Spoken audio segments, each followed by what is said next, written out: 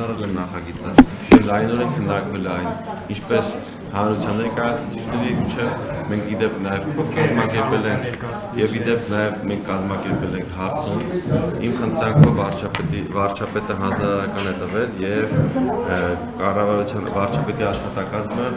հարցում է պատվիրել թե մեր քաղաքացիների ինչ կարծիք ունեն նախագծի վերաբերյալ եւ հարցումների հարցությունը բազմիցս իր կարծիքը հայտնել է ու շատ հիմնականում հայտնել է հարցումների տեսքով նաեւ դրական այդ հարցումները առկա են, որը մենք պատվիրել ենք եւ հանրությունը տվել է կողմ է նախագծին եւ միայն հանրության կողմ դիրքորոշում ունենալուց հետո ես նախագիծը շրջանառել եմ։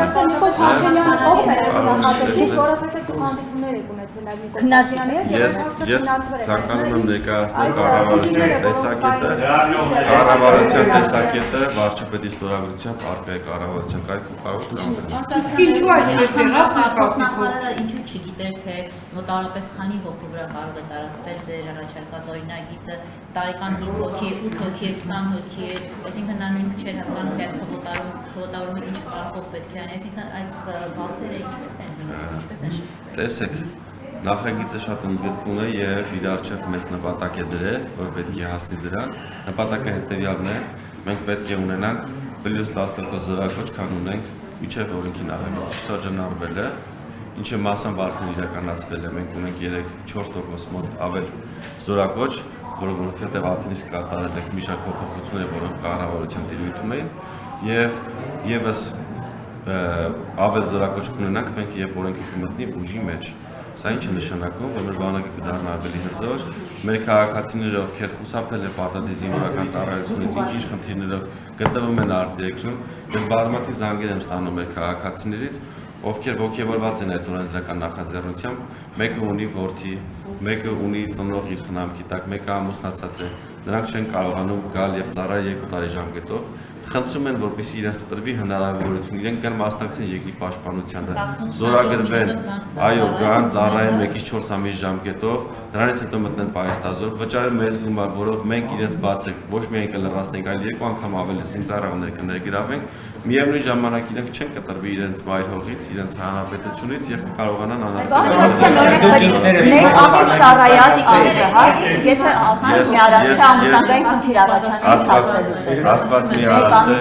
Աստված մի արարած է, եթե անվտանգային խնդիր լինի, մենք այս դեպքում կունենանք ավելի 10%-ով ավելի շատ զինծառայողներ եւ 10%-ով ավելի պայեստազորայիններ, ինչը թույլ կտա մեր խնդիրը ավելի հեշտ լուծելու, որը մենք ունենք։ Քանի հոգու վրա պետք է տարածվի։ Օրենքից պետք է օգտվի իմ պատկերացմամբ առնվազն 1000 քաղաքացի, որպեսզի մենք տարեկան ունենանք +10% զորակոչ։ Առնվազն 1000 քաղաքացի։ Ես եթե հարցը դրվում է, ես բանակից փողով բնականաբար չէի ազատվի, ես բանակից ազատվելու հնարավորություն ունեցել եմ 2012 թվականին, երբ պետք է զորակոչվեի ծառայության, բայց չեմ գնացել այդ ճանապարհով։ Այդ ճանապարհը կարճատեսությունն է, ես գիտեք, որ միշտ գրել եմ ակնոցներ, օպտիկական, հիմա էլ գրում եմ թաղանթային լինզաներ, ես ունում կարճատեսություն եւ կարող էի բազմաթիվ քաղաքացիների նման չգնալ պարտադիր զինվորական ծառայության հայտնի ճանապարհներով, այն ժամանակ ըստ տարեթվերի հայտնի է թե որ հիվանդությունով ինչ արժեր բանակից ազատվել է։ Ես գնացել եմ պարտադիր զինվորական ծառայության։ Իսկ եթե հարցը դրվեր հիմա ես կօգտվեի այս տարբերակից կվճարեի թե կգնայի ծառայության ինչպես ես եմ գնացել, նշեմ, որ գումար վճարելով կարճաժամկետ ծառայության հասնելով, ես մի քանի անգամ ավելի շատ օգուտ տված կլինեի պաշտպանության նախարարությանը, քան այն ծառայությամբ, ինչպես ես եմ ծառայել։ Մասնակցության եթե քվոտավորում է լինելու, 1000 չի լինելու, ճիշտ է, 1000 զինծառայողի վրա սա չի։ Չեք կարող ասել, կարող քվոտայի մեջ լինի 1000 կամ 2000, օրինակ քվոտայի մեջ կարող է դրվի ամառային զորակոչի ենթադրաբաններ ունենալ։ Եթե օրենքում դա չի քաչի։ Դա կառավարությունն է որոշելու, տեսեք, մենք ունեցել ենք տարի, որ մոտ 9000 է եղել մեր զորակոչը։ Այս ամառային զորակոչի այս 2025 թվականին ոչ թե մի զորակոչ էր կներեք, 2 զորակոչի մասին է խոսքը, ենթադրվում է, որ 25 թվականին կունենանք առնվազն 1000-ով կամ 2000-ով ավել զորակոչ, ինչը մեզ հնարավորություն է տալու, որ մենք առնվազն 2000 տեղ սահմանենք, բայց ես ամեն դեպքում գտնում եմ, որ մենք պետք է հնարավորություն տանք, որ մեր քաղաքացիները օգտվեն լայնածավալ, օգտվեն այս օրենքի հնարավորությունից, ինչու, որովհետև մինչև 27 տարի լրանալը ունենք 5-ից 6000 քաղաքացիներ, ովքեր գտնվում են հետախուզման մեջ։ Մենք եթե նրանց այդ հնարավորությունը չտանք, մենք չենք կարողանալու նրանց բերել որպես ռեսուրս ներգրավել պաշտպանության մեջ եւ նրանց մենք չենք կարող բերենք դատապարտենք ազատազրկման բանակից խուսափելու համար եւ մենք տեսնում ենք խուսափողները ավարտեմ եւ մենք նայում ենք բանակից խուսափողների թվերը եւ նաեւ հետախուզման մեջ գտնվողների թվերը եւ համաձում ենք ներկայացած կամովի ներկայացած կամ հայտնաբերված քաղաքացիների հետ տեսնում ենք որ տարեկան մենք ունենում ենք շուրջ 10,000 հետախուզվող որոնցից կամովին ներկայանում կամ հայտնաբերվում է 100-ից 200-ը մոտավորապես 1%-ը իսկ իրանցից արդեն դատապարտվում է կամ 1-ը կամ 0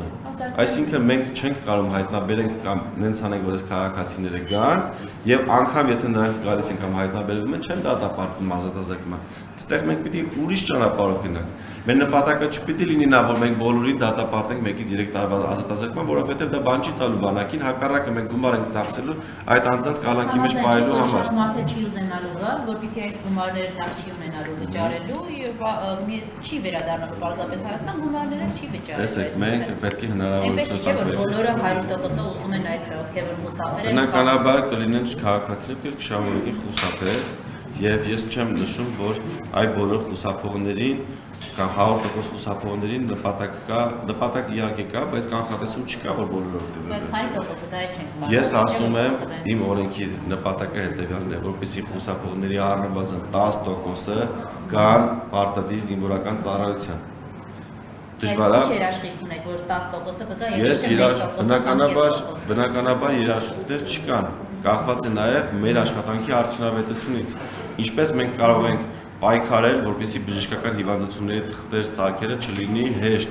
Դրա համար մենք արդեն իսկ կատարել ենք աշխատանք եւ եւս հիմա ունենք 5 աշխատանքային խումբ, որոնցով աշխատում ենք այս ուղղությամբ։ Հաջորդը քաղաքացիությունից հրաժարվելավոր մենք սահմանում ենք բարձր տուրք, որպեսզի մեր քաղաքացիները չհրաժարվեն քաղաքացիությունից եւ գան ծառայության։ Իհարկե նրանց մի մասը կշարունակի հրաժարվել քաղաքացիությունից, կամ եթե չկարողանա հրաժարվել, կդիմի փախուստի ընդհանրապես չի ներկայանա զորակոչի առանց հրաժարվելու։ Ինչի փորձը մենք ունենք վերջին 1 տարվա ընթացքում եւ մենք ակտիվ պայքարում ենք խախտումների դեմ զորակոչի չներկայացնողների թիվը կրկնապատկվել է, այսինքն փախուստի դիմողների թիվը կրկնապատկվել է։ Մենք պիտի այնպես անենք, որ մեր քաղաքացիները չփախնեն։ 15 միլիոն է, չէ՞, քաղաքացիություն առաջարկում։ Ավելի 15 միլիոնը կվճարեն կհրաժարվեն, որպեսզի 18 եւ 24 միլիոն չվճարեն եւ 1-4 ամիսը ծառայեն։ Այո, թող վճարեն 15 միլիոն դրամ եւ հրաժարվեն քաղաքացիությունից, մենք իրենց փոխարեն ներգրավենք երկու պայմանագրային զինծառայողների եւ այդ գումարը Հայաստանի Հանրապետություն շրջանառ։ Իսկ քաղաքացիները ովքեր նման միջոցներ ունեն, ովքեր որ գնում են արտերկրյա աշխատանքի, հիմնականում Ռուսաստանի Դաշնություն մնան իրենց համայնքներում, իրենց գյուղերում, իրենց բնակավայրերում, աշխատեն ստանան բարձր աշխատավարձ եւ այդ իրենց ստացած աշխատավարձը շարունակեն ծախսել իրենց բնակավայրերում, ինչը իր հետ բերի լրացուցիչ էֆեկտ է տվյալ բնակավայրում։ Հիմա այս նախագիծը այսպես տարակարծությունների, այսպես վեճերի արեք է դարձել, դուք որոշակի զիջումներ անելու եք, որովհետեւ ասում են կարող է ընդունել օրենքը, բայց ժամկետների տեսեք, զիջումների կներեք, ստեղ ամբիցիաների կամ անձնական որևէ շահի մասին խոսք չի կարող լինել, որը զիջեմ կամ չզիջեմ։ Եթե լինեն փաստարկներ, որոնց հիման վրա կառավարությունը կհամոզի եւ համոզել է գնալ փոփոխությունների, ես կգնամ դրանց։ Եթե ես կունենամ ծանրակշիռ փաստեր, որոնց հիման վրա կարողանամ հետագայում կառավարության գործընկերներին ասել վերանայել այս իշկետը, ես կգնամ այդ ճանապարհով։ Եթե մենք ունենք գործընկերներ, ովքեր ունեն առաջարկներ, դրանք խնդրում եմ եւ մինչեւ այս պահն խնդրել եմ, որպեսզի դրանք գրավոր ներկայացնեն մեր քննարկմանը, որպեսզի համ ես դրա մասին կարծիք արտահայտեմ, համ նաեւ կառավարությունը,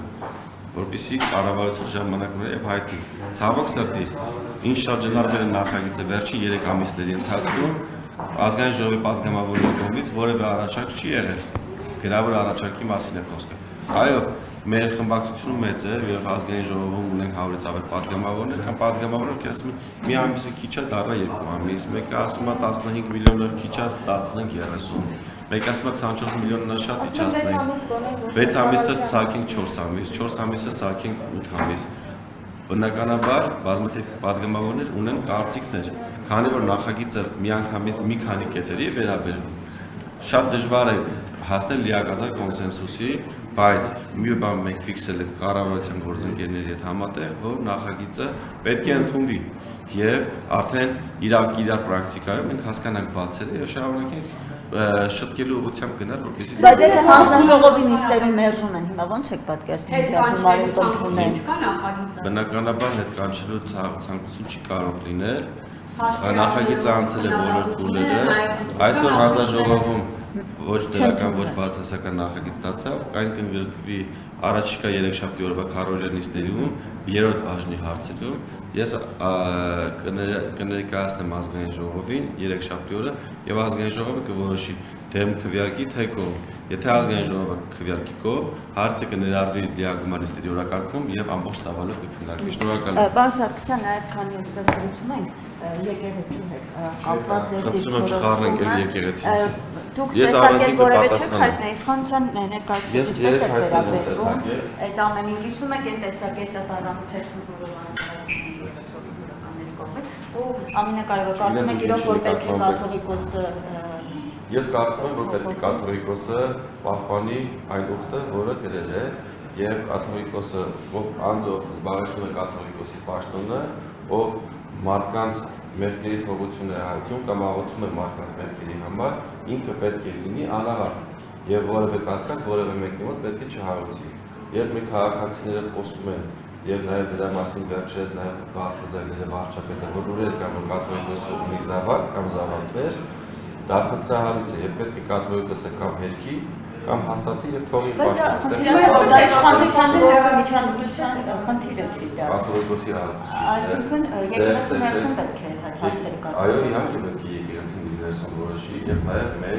մեր հայ ժողովուրդը պետք է որոշում կայացնի, քանի որ մեր հոտը, քրիստոնյա հայ ժողովուրդը իրավունք ունի իմանալու կաթողիկոսը ուխտը դրժել է թե պահել է։ Բայց հանրությանից այդպես պահանջ չի կա, պարոն Սարգսյան, բաժինները բարձրացնում, այսքան ժամանակ այդ խնդիրը չկա, որ հիմա է բարձրացնում, որովհետև խոսում որ դա դրսի օրակարգ է, այս հարցերը ձեր մեջ չի առաջանում։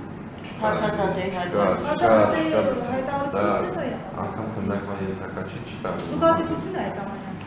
Չի կարող նմանվանի դա շնորհակալ եմ։